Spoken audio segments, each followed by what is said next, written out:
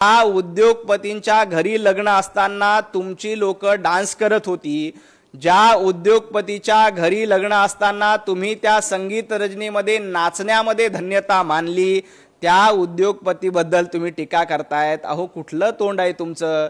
ज्या उद्योगपतीच्या लग्नामध्ये तुम्ही डान्स करत होतात संजय राऊत, तुमची लोक डान्स करत होती, तुम्ही उद्योगपतीच्या भाषा करू नका। कुठल्याही उद्योगपतीच्या घशात मुंबई जाणार नाही। मुंबई महापालिका तुम्ही उद्योगपतीच्या घशात घातली होती म्हणून तुम्ही लग्नामध्ये डान्स करण्यामध्ये धन्यता मानत होतात। मुंबई ही सर्वसामान्य नागरिकाची आहे, मुंबई ही सर्वसामान्य मराठी माणसाची आहे।